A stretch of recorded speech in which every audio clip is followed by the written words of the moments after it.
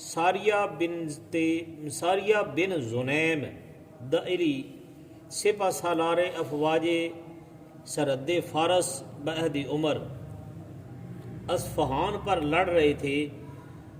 قریب ایک پہاڑ تھا، دشمن کی فوج اس کے پیچھے تاک میں چھپی ہوئی تھی۔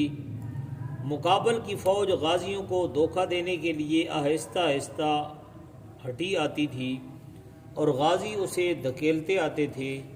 جمعہ کا دن تھا، مدینہ میں مسجد نبوی کے منبر پر حضرت امیر عمر رضی اللہ عنہ خطبہ نماز پڑھ رہے تھے کہ یک یک زبان مبارک سے یا ساریت الجبل کی صدا بلند ہوئی۔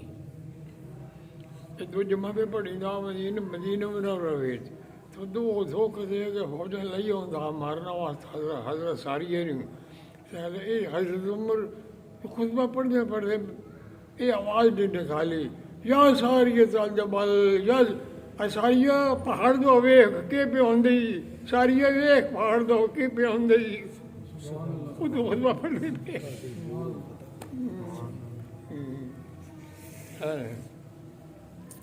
چھپی ہوئی فوج حملہ کرنے کو تھی ہی کہ ساریہ حضرت عمر کی ہدایت سے سنبھل گئے۔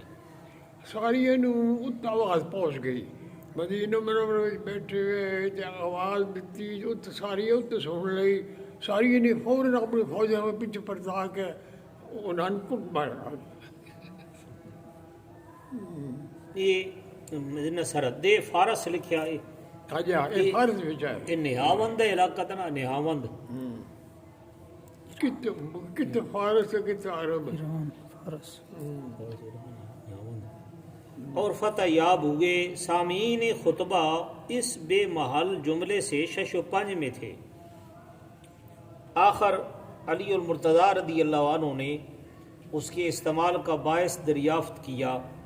ارشاد ہوا ان قریب اس کا انکشاف ہونے والا ہے۔ ابھی جو پچاس ویسی میں کیوں وضاحت کراں پیا؟ حضرت عمر نے جواب دیتا، حضرت علی نے 25 دن کے بعد بشیر نے اصفہان کے فتح ہونے کی مبارکباد دی۔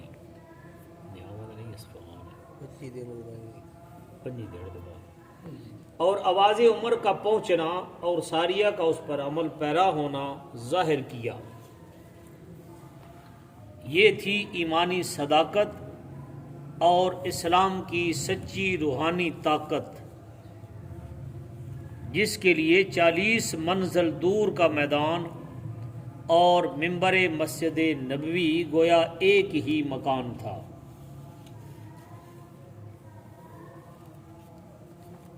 263 سالم غلام ابو حذیفہ ابدری۔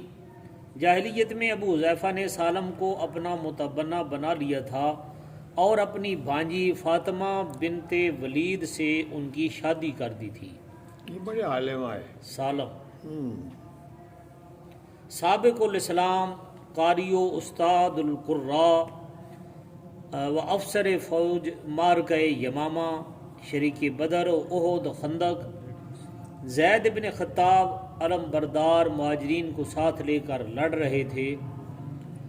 دوسری طرف یمامی دھکیلتے آ رہے تھے اور غازی ہٹتے ہٹتے خیمہ خالد تک پہنچ چکے تھے۔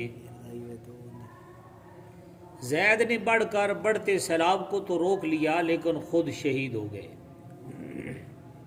فوراً سالم نے زید کا علم سنبھالا اور بہادروں کو للکار کر شمشیر شجاعت کے وہ جوہر دکھائے کہ دشمن کو مجبور ہو کر واپس ہونا پڑا۔ یمامی بار بار ترا دے کر حملہ آور ہوئے مگر ناکام ہی رہے۔ سالم بآواز بلند کہہ رہے تھے، میں حافظ قرآن ہوں، پسپا نہیں ہو سکتا۔ شدت جنگ میں ایک بازو قلم ہو کر رہ گیا، علم دوسرے ہاتھ میں سنبھالا، وہ بھی کٹ گیا۔ جب تک جسمانی طاقت نے ساتھ دیا گردن سے علم کو سنبھالے رہے۔